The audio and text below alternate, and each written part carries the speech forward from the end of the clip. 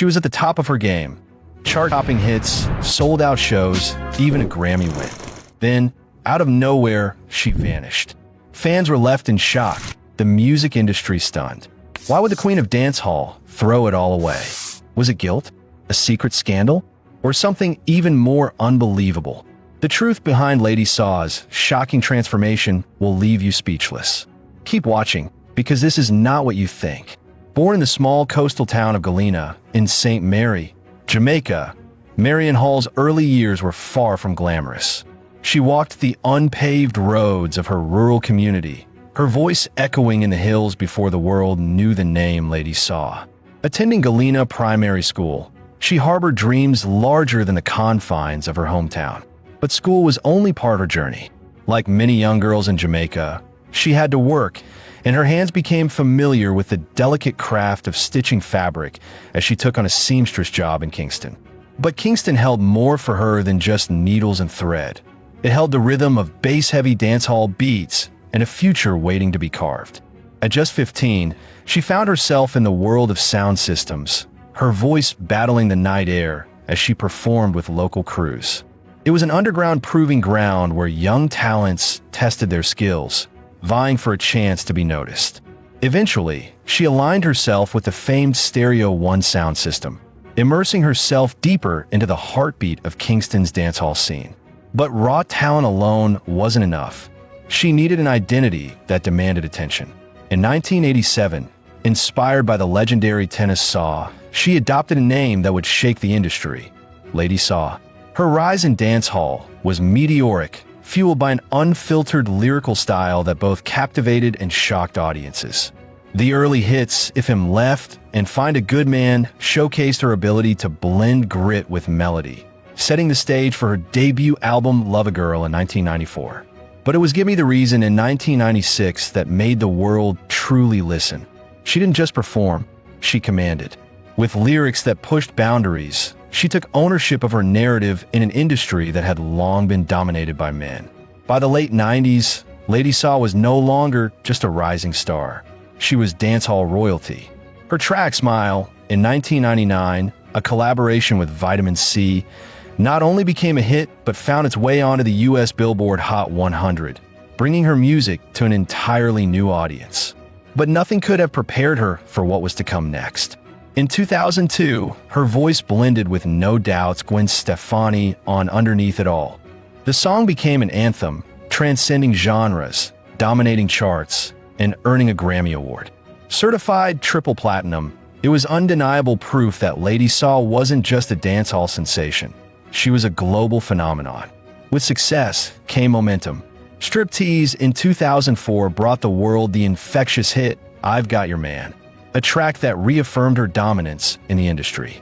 By 2007, Walkout had secured its place on the Billboard Reggae Albums chart, further solidifying her legacy.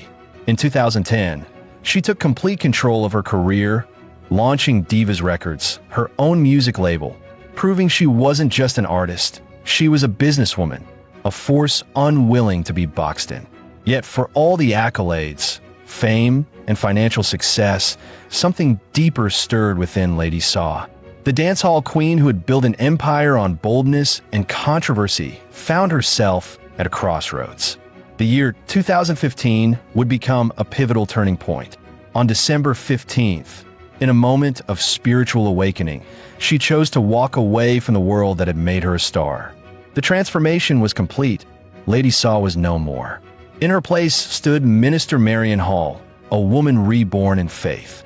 The transition from dancehall to gospel was more than a career shift, it was a soul shift.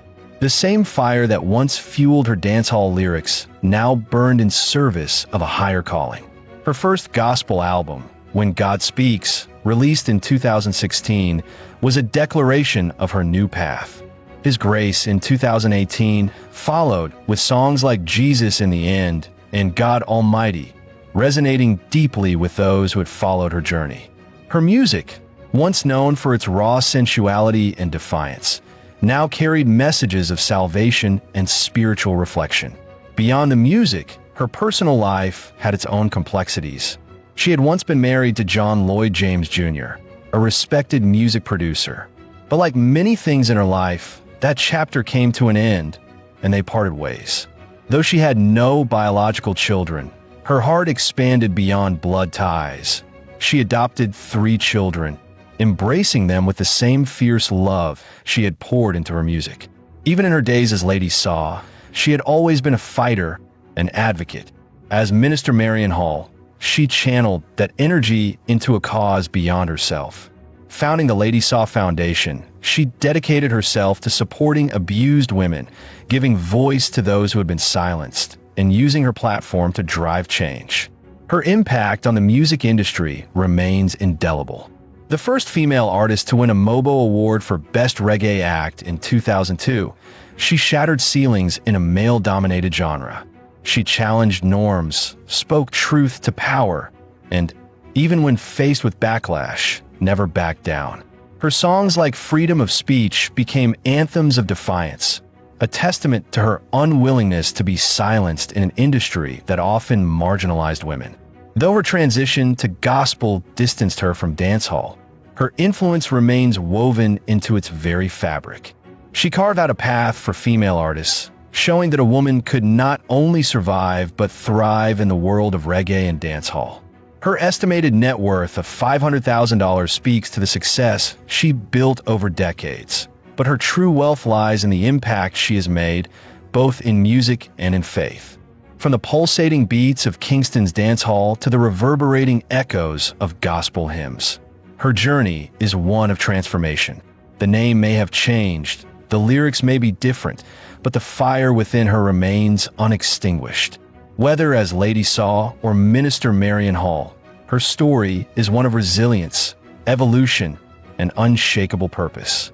One moment, she was commanding the dancehall world. The next, she was preaching from the pulpit. But did Lady Saw really leave her past behind? Or is there a part of her that still craves the spotlight? The real question, will she ever return? Let me know what you think in the comments. And if you love jaw-dropping stories of music's biggest transformations, smash that like button, subscribe, and stay locked in. Trust me, you don't want to miss what's coming next.